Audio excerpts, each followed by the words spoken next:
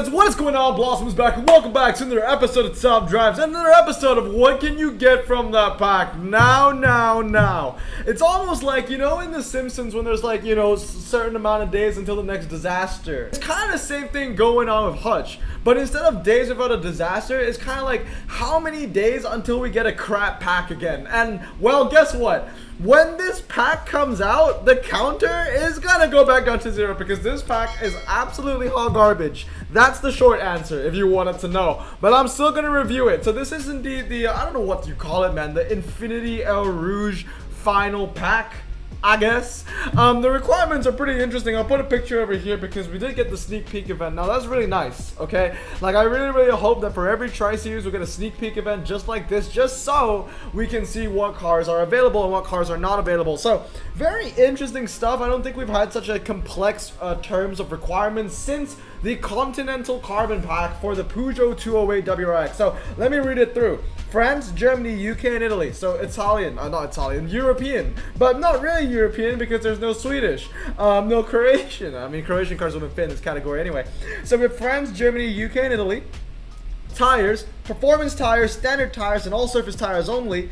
Engine position, only front engine, and also only convertibles and pickups, non-prize cars, of course. So we basically have European front engine, but not really European because not all the European cars are. You know what? Let me just go through this shit show of a pack. Now usually when it comes to final packs, I like to review them into two parts: how they're gonna do in the final tri-series and how they're gonna do in a general sense. However, this is a GT series, right? There's no final tri-series going on, so I'm not really gonna rank them how they are gonna be in a final tri-series, because when it comes to the GT series, you're gonna need everything. It's kind of like a legendary owners challenge when you think about it. You're gonna need super rares, you're gonna need rares, you're gonna need uncommons, you're gonna need a little bit of everything, okay? So I'm just gonna review this pack in a general sense. How good are these cars? Let's say when this pack comes around and you open it and you get an ultra rare, an epic, or a legendary, right? You get the car. How useful is it going to be in a general sense, in single player, in clubs, in multiplayer, all that kind of stuff? So let's get into it. Starting us off is the Aston Martin DB-AR1, and straight off the bat,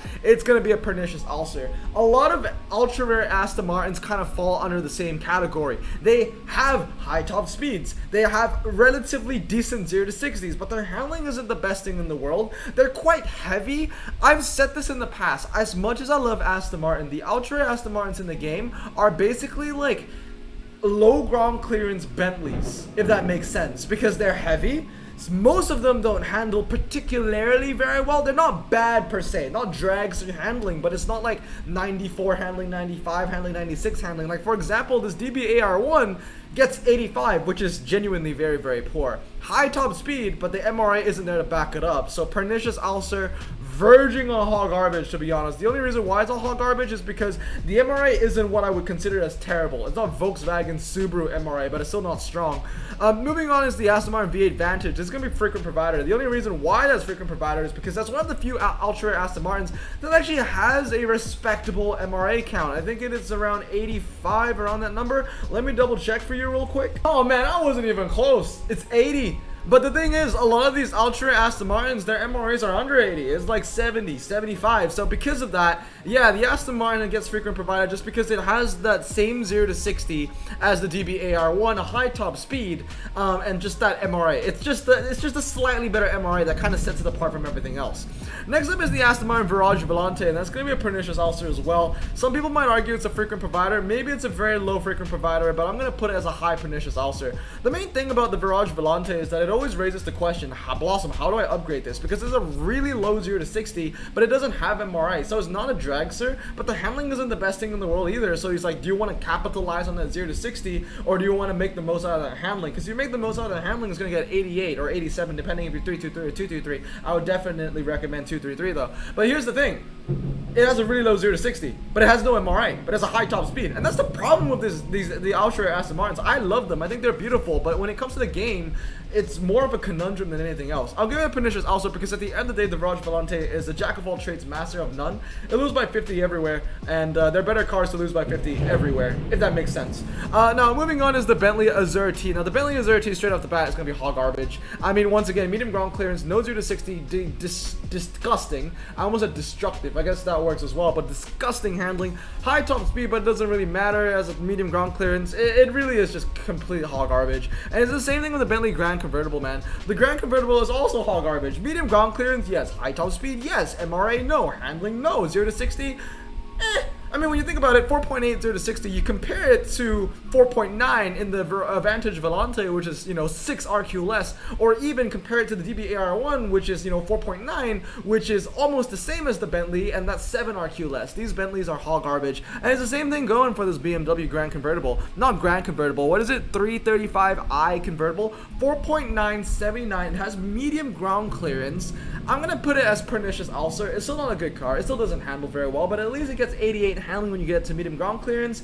Doesn't really have the MRA either. You're not gonna get a lot of use out of it. Now, for those that don't know, I always say this in this kind of videos, but I always get the same question. Blossom, what is MRA? It's mid-range acceleration. It's basically how fast your car will go from 60 miles per hour to 100. Now, moving on now is gonna be the BMW 630i convertible, and look, man, I know that this has decent MRA, okay? Like, this BMW has 82 MRA, but that's all I can say for the car, okay? 5.50 to 60 is like super rare level. 77 handling is like rare level, and 155 miles per hour is just very average. Yes, it has 82 MRA, and here's the thing, right? It's really sad. I have to hone in on the MRAs for all of these cars because their on-paper stats are just that garbage. So I'm just like, okay, I need to look at the MRA to see if there's anything salvageable about this car. And really, yeah, the 82 MRA on the BMW, but still, those are super rare stats. Absolutely hot garbage. Next one is the BMW 650i Grand Convertible. Now this one, I would give it a daily driver. Fair. Low 0 to 60. Decent handling. It's just a better version of the Virage Volante, and that's why I would use the BMW every single time. Moving on is the BMW M3 Convertible. This is one of the worst ultra rares in the entire game. I get it, it's medium ground clearance, but this one doesn't have MRA. The MRA of the BMW M3 Convertible is literally only 74. The 0 to 60 is incredibly horrendous. The handling is so bad. This is you don't know, like, if you can tell, this is a really bad pack. Like, who in the right mind, in Hutch, the guy that designed this pack, the guy that designed this final, thought that they were going to make any revenue and make any business from a pack this horrendous, man. This is actually embarrassing. But moving on is the BMW M6 Convertible. Okay, thank God, third Kaiser. Okay, there you go. Your best ultra rare fast circuit car. Congratulations. You got one. You got one. Alright, moving on is the Maserati Grand Cabrio. That's going to be frequent provider. I would say it's a low frequent provider, high pernicious ulcer. The only reason why it's frequent provider is because it's a jack of all trades, master of none, but at least it has, it's the better one, okay? It's the better one. Why I say this is because it handles a little better, so it's more competent on the twisty tracks. It might even win some against really low RQ ultra rares. That's the only reason why I put it a little higher than the Virage Volante, because they're the same RQ. One's got way lower 0 to 60, but it really doesn't matter if you have no MRI. I'd rather go for the car of the handling. And then the Maserati Grand Cabrio MC, okay, fair enough. Daily driver, I like the stats in that thing. It's actually alright. The MRI on the Grand Cabrio leaves little to be desired. I think it's around 76 to 77. In fact, I'm gonna give you a quick tip right here, okay? Every single ultra in this pack has less than 80 MRA besides two. Obviously, it's the M6, and the other one is the 650i convertible at 82. The Aston Martin Vantage Volante has an MRA of 79, so it's very close to 80, but technically, when you look at the numbers, every single car here has an MRA less than 80 besides two, and both of them are BMWs. One is RQ64, and the other one is still hot garbage anyway. Moving on is the Maserati Spider Grand Sport, 4.982 for 56 RQ. I'm gonna give it a high pernicious ulcer. I mean, it's only 3 RQ less than the Maserati Grand Cabrio, where you can get a lower 0 to 60 with the same handling. Like I said, the Maserati Grand Cabrio is already a borderline frequent provider car. I'm thinking about moving it down. It's borderline. It's definitely borderline. So I'll put this at the low end and I'll put this on the high end. I think it makes sense that way. And then the Maybach Lawn Delay, okay, fair enough. It doesn't even look like it's a convertible, but it is. I would definitely put that as their Kaiser because it's the only car in its class, right? It's the Cadillac 16 for ultra rares. It's the Maybach 62. Wait, no, Maybach 62 is the ultra rare one. It's the epic Maybach version of the ultra rare ranks, if that makes sense, okay? So fine. 2 Der Kaisers, 2 daily drivers. Everything else has been atrocious so far. Let's move on to the epics and see if there's anything savable about this pack in the epic collection. Alright, so epics, fair enough. We're starting relatively strong on the Alpha 8C Spider, okay? Yeah, so 96 MRA on the Alfa Romeo 8C Spider, 4.50 to 60, quite lightweight, high top speed, and decent handling. Honestly, it's the MRA that really pushes this thing over the edge. The 0 to 60 for an RQ70 car is actually relatively weak, but at least it's got the MRA, it's got the top speed, and the handling is okay. It's average for RQ70, okay? So I would give it daily driver. Moving on is the Aston Martin Vanquish Volante, and I'm also going to give it a daily driver. Here's the interesting thing about the Vanquish Volante, though. I'm comparing this in a general sense. The Alfa Romeo 8C Spider is at least still useful when it's compared against most Italian cars, most Italian convertible cars, and other Alfa Romeos. But when it comes to the Aston Martin Vanquish Volante, although it is the better car here, a lower 0 to 60, the same handling, higher top speed, when you compare it to other Aston Martins and when you compare it to other convertible British cars, the Aston Martin Vanquish Volante is at best actually average. And because of that, I'm actually going to give it freaking provider, okay? It has a low 0 to 60, a high top speed, and it brings 88 MRA to the table. The problem with the Vanquish Volante is that it is actually pretty expensive to use at 75 RQ. I'd rather use, for example, 75. Is it still 75? Sorry, it's 76 RQ. This picture is a little outdated, so the Aston Martin actually is 76 RQ in the game now. And the problem with this is that if I really wanted to use a convertible Aston Martin, I would go 3 RQ more. I would try everything I can to save 3 RQ so I could use the CC100. The problem is the Vanquish Volante is too close to the CC100, and the CC100 is better in every way. Better top speed. Well, actually, no, not better top speed, but very, very close top speeds between the two cars. And the CC100 has better 0 to 60, better handling, and better MRA. And they're both convertibles to both Aston Martin. And if I wanted to use a twisty Aston Martin, I wouldn't use the Vanquish Volante either. I would use the Zagato. The Zagato is RQ73 and it's able of getting 98 handling, so it handles better for less RQ. And when it comes to convertible UK cars in general, the first thing I think of when it comes to epic is that Tuscan convertible race car. So unfortunately, the Aston Martin Vanquish Volante, the best I can give it genuinely is just average. Moving on is the Audi RS1 Cabriolet, and that is going to be hot garbage. In my opinion, it's one of the worst RQ79s in the entire game. It's 78 in the picture and it went up to 79, and I'm going to be completely honest with you, how the hell, how in the absolute hell did this car get an upgrade from 78 to 79? It handles horrendously. The 0 to 60 is just bad. 4-wheel drive, okay, fair, but no top speed and no MRA. At least a lot of the higher end Audis and the higher RQs have MRA. Think RS6, for example. But for the RS5 Cabriolet, I cannot think of anything positive about it. I don't know how it went from 78 to 79. The thing is absolutely trash. And talking about absolute trash, I want to talk about the BMW M240i. That's all I have to say about it. It's just absolutely garbage. And it's the same thing for the Jag, and it's the same thing for both the Bentleys, but we'll get to that in a bit. Now let's talk about the rest of the epics, okay? So the Bentley convertible, Continental Super Sports convertible, 3.884. Where am I going to put this? At best, maybe average, but I'm going to give it pernicious ulcer. Just a very high pernicious ulcer. Doesn't have the MRA once again. It's still very, very poor. To put things into comparison, the Continental Super Sports, I can't read that, I'm sorry. It's just the text is so freaking small. It's 74 MRA, okay? 74 MRA for a 79 RQ Epic with 3.80 to 60, and it weighs 2.3 tons. 2,300 plus kilograms. This thing is heavy. It doesn't handle. The 0 to 60, fair enough. It's okay for its, RQ, and the top speed is high, but 74 MRA, come on. This pack is actually like giving me a migraine, seriously. And then last but not least is the Mercedes-AMG CLK DTM. Okay, fair enough, they're Kaiser. 100 MRA, it beats the Hellcats in some situations. A low 0 to 60, very high top speed, fair enough. That's a very good car, but you can't forget that the CLK DTM, as good as it is still a worse version of the RQ75, I believe, Spiker, the one that's also silver, the one that's from the same time frame in the 2000s, and the one that's also a convertible. So you know, that's a better card, but like I said, this is the kind of like the CLK DTM to that Spiker is kind of like a Lotus Elise 135 to the Lotus 340R. You know what I mean? They're still both their Kaiser level, but one is clearly better than the other. Now we move on to the legendaries. Oh dear. Oh dear, dear, dear, dear, dear. Okay. All right. First one I want to talk about is the RQ83, and I think this, I can't see the name. I think it's the Mulliner edition or something like that. It's hot garbage, man. Like, this is one of those legendaries that I would get and I wouldn't even celebrate in the pack opening, and that really sucks because I haven't gotten a legendary in a ceramic pack opening in over 50 days now. I mean, you can watch back the 1 million pack openings. Epics, fine. I've been getting a lot of epics, but legendaries, it's been a hot minute, chief.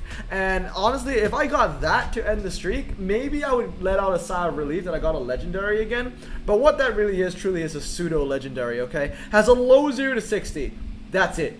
I mean, maybe the RQ is boosted up a little bit because it's a very high top speed, but it's never going to hit that because it has no MRA, very heavy, and it has no handling again. So once again, absolutely hot garbage. Now this one, I'm going to give it a Pernicious Ulcer. Once again, I can't see the name. It's a Continental. It's fat. It doesn't handle. 0 to 60 on that is absolutely weak as well. The only reason why I put it a little rank higher, once again, guys, Pernicious Ulcer is not a good rank. I want to let you know right now, Pernicious Ulcer is a very bad rank still. It's just one-off hot garbage. But the only reason why this isn't hot garbage in my opinion is because it has 90 MRA. Okay, fair enough. One of the few Bentleys in the game that actually has MRA. And then last but not least, we're going to give it to the BMW M850i. Oh my god, 83 handling.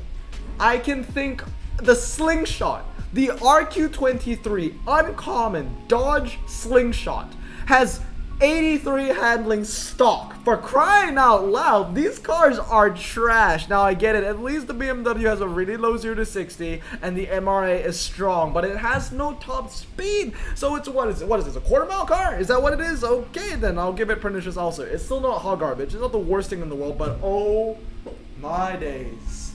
This is, comment down below if you think this is the worst pack we're gonna get. The worst pack that leads us to a legendary prize car, okay? I can't even call it a Tri-Series pack because this isn't a Tri-Series, it's a GT series. But I think that this is the worst pack that we will see this year that will lead us to a prize car, to a legendary prize car. So if the Eau Rouge, the Infinity Eau Rouge is a prize car that you want, I am genuinely sorry.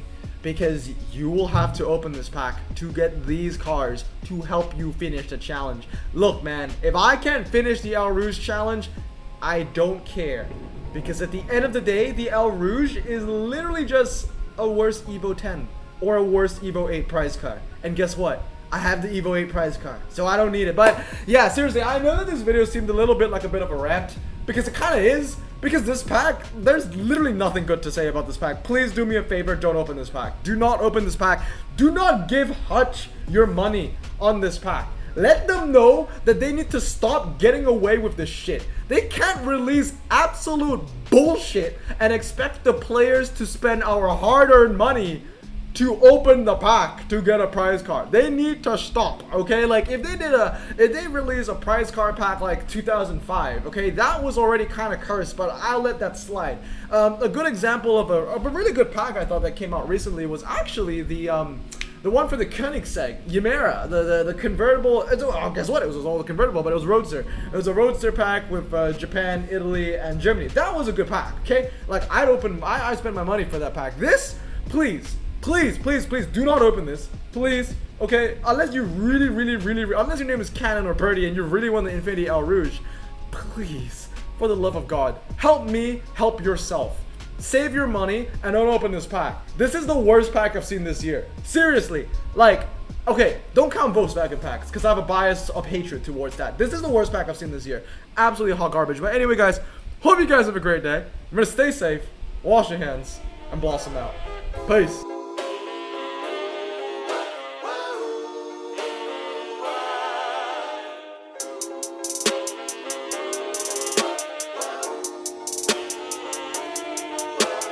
Bro, this song just makes me so happy.